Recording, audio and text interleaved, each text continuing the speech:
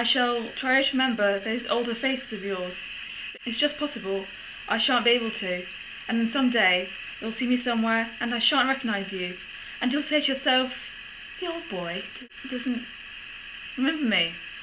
But I do remember you, as you are now. That's the point. In my mind, you will never grow up at all. Never. Sometimes, for instance, when people talk to me about our respected chairman of the governors, I think to myself, ah yes, a jolly little chap with hair that sticks up on top, and absolutely no idea whatever about the difference between a Gurnord and a Gurundive. Well, I mustn't go on all night. Think of me sometimes, as I shall certainly think of you. In this episode of HATTIE Reviews, I'll be reviewing Goodbye Mr. Chips by James Hilton. It was published in 1934, and this is not a first edition, but this particular edition was published in 1950, so it's not first edition, but it's still quite an old book. And I got it from the library because I love the library here. It's really, really great. Yeah, I mean, I'm familiar with the film of this. Of course, the film is slightly better.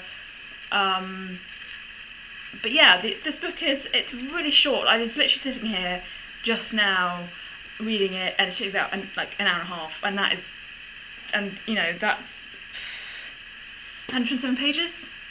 So it's not a long book. It's more like a novella, and it's obviously about Mr. Chips, who is the headmaster of Brookfield School, and when he's older, he looks back on his early years. But the thing is, if you've seen the film and then read the book, you'll probably notice that this has a very fragmented narrative. Of course, it covers the same stuff that's covered in the film. The film gives it a lot more bulk in terms of what the story has to offer, essentially. It has all the same characters. It has his wife. It has the teachers who he works alongside.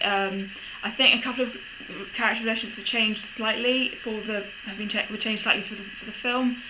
But in all honesty, I've really enjoyed this book. As I said, it took me an hour and a half to read. It's a very short book. I don't think you should sort of read it just because it's a short book, because I think the fact that there is no character development in anyone apart from Mr. Chips could be quite disconcerting. And then again, that's kind of why it kind of jumps about a bit. And that's kind of why you maybe don't feel so attached to the characters. And that's kind of, firstly for me, I found that I needed to watch the film in order to feel that same connectivity. Because again, this was a fantastic foundation for the film to be built on.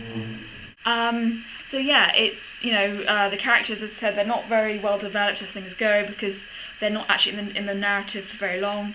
It reads like someone's memories, essentially. Some of it's a bit fragmented, other bits are just, they jump about a bit, there's no actual time delineation.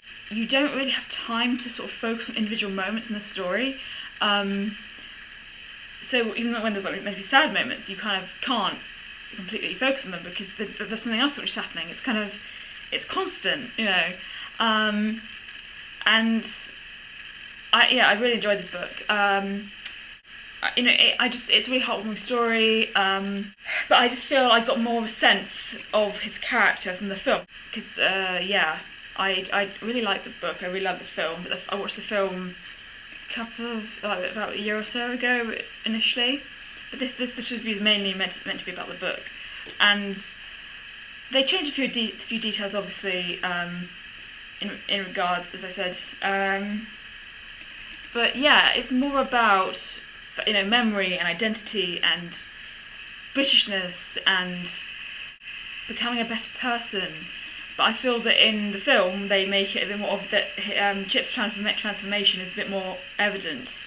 Where compared to this, it kind of, the jump is quite massive, but it happens and you have to just roll with it, really. The jump in years. And yeah, it's just the fact that he is this old, he's a relic essentially. And yes, it's a very short book. I mean, my previous book I read was 600 pages, give or take. And this is 224, and it's wow, the quality in this one's much better. Because I feel like if it'd been a full-length book, the quality would be ruined. The quality of it would be ruined because it would have had to stretch out a lot more than was needed. Yeah, it's just, there's nothing much else I can say about this book really. It's just a really good one to read. I mean, if you've seen the film, then definitely read this.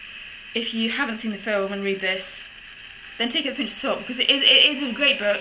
But as I said before earlier in the video, that you do need the characters. I personally feel that watching the film helped, because it's a very faithful take on the book. There's literally nothing that is missing, apart from a couple of characters are swapped around a bit. In the film, his wife is given a lot more as well, but then again, even at that point, she doesn't have much screen time, which is unfortunate. But it kind of means that she kind of dips in and out. She dips in and then dips out. So it's kind of like she is a memory to us in the story, reading the story, and she's also a memory to him, because her death affected him so much, and her being there and her encouraging him to be a better person helped him too.